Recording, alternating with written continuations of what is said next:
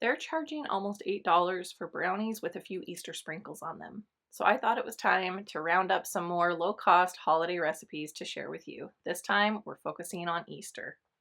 Just like the Christmas treats I shared, all of these are going to be under $10 and a lot of them are going to be under $5. And this cost is all in. The only thing that I assume you have in your kitchen is a bottle of oil. If you're new here, welcome. My name is Stephanie and I'm all about saving time, so we're going to just dive right into these Easter recipes.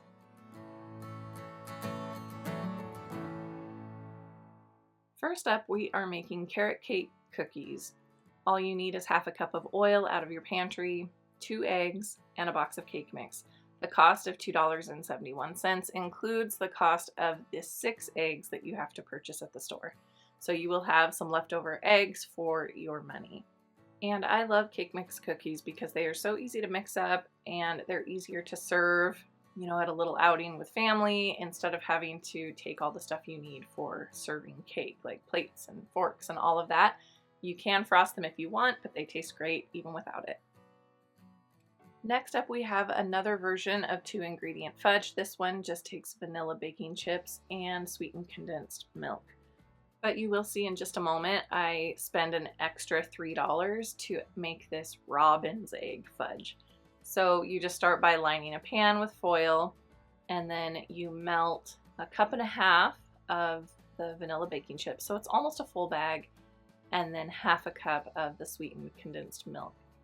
You just get that mixed up and then put it in the microwave and just do short intervals to get that melted.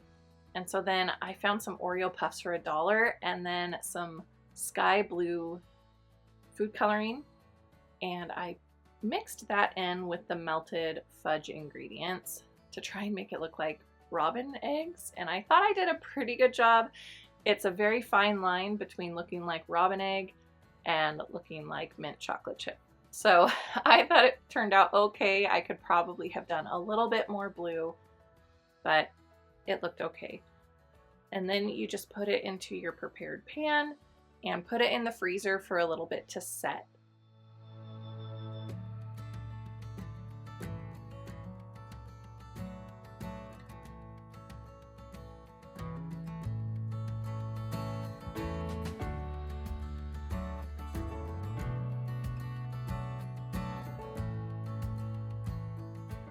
Once the fudge is set, I just plop it onto a cutting board and cut it into the pieces. When it is cold, it is almost rubbery in texture, and so I do suggest letting it warm up a little bit before you serve it, because that rubbery texture could be a little off-putting. For the cost of 1 tube of refrigerated cinnamon rolls, you can have a really cute Easter breakfast for your family. You just take them out of the tube, get them separated. It's okay if they're not super pretty because you're going to unroll them a little bit anyway. And so you just kind of unroll about half of the cinnamon roll and you loop it to look like bunny ears. And that's it. You just kind of pinch them the best you can so that they don't come loose as they bake. But that is pretty much it. And you can get all of this done while the oven is preheating for the cinnamon rolls.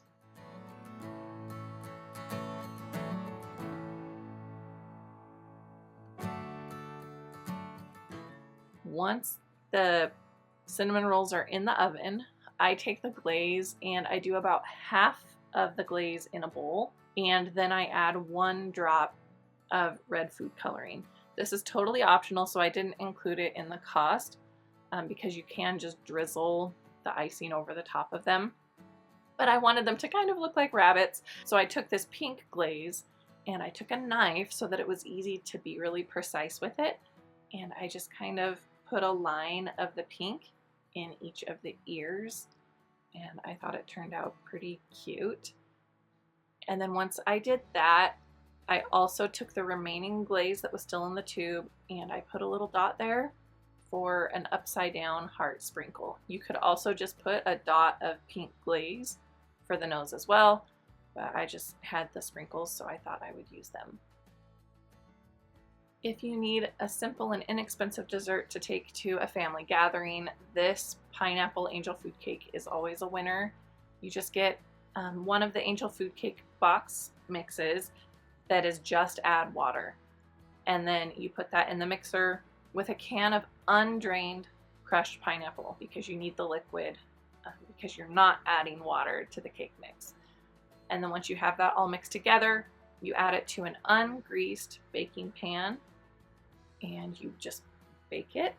And it comes out really fluffy looking, but just be prepared. Once it cools down, it does sink in the middle, so it's not the prettiest, but serve it with a dollop of Cool Whip and it is going to be a big hit. It is pretty sweet though, so just keep that in mind. We've all seen the little bird nest treats that have pretzels and chocolate chips and Cadbury eggs. That can really add up. And so I wanted to kind of show you a lower cost alternative to the bird nest cookies. You basically just make Rice Krispie treats, but with corn flakes. So you melt the butter, melt the marshmallows, and then you put that on top of corn flakes. Now I'm going to warn you, as you start this, you're going to think, this is not going to look like a bird's nest. This is like bright white. And just trust the process, because as you mix and as it cools, the color of those cornflakes will come back. And it will, it'll look like a nest. It's not going to be as stick-like as if you had used chow mein noodles or pretzels. And I just thought it was a pretty inexpensive alternative.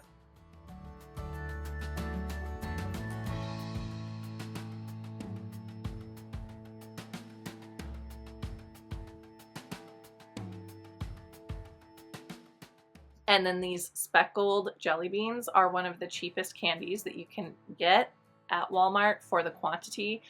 And because they're speckled, they do look very cute. They look like eggs. And so I thought this was a great alternative to those more expensive bird's nest cookies that you often see around Easter time.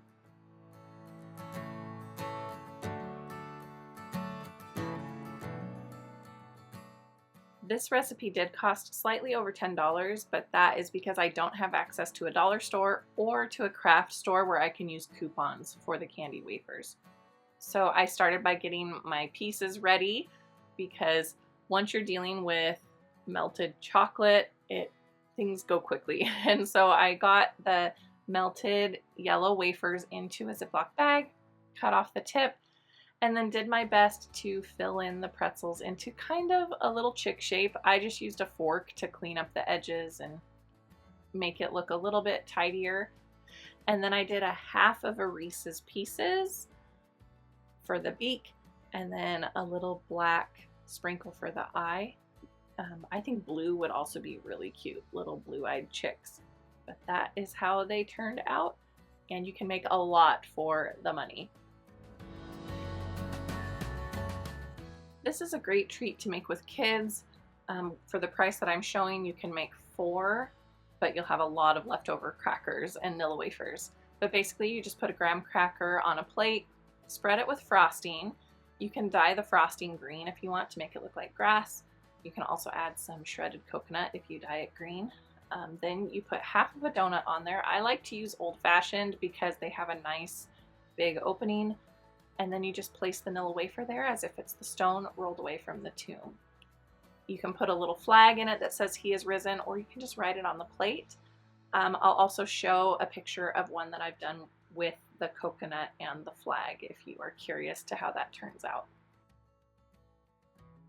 But I hope this video has given you some ideas of simple treats that you can make without breaking the bank, and they'll make a great addition to your Easter celebrations this year. If you want to keep following along with my kitchen shenanigans, I would love it if you subscribed, and I will see you in the next video.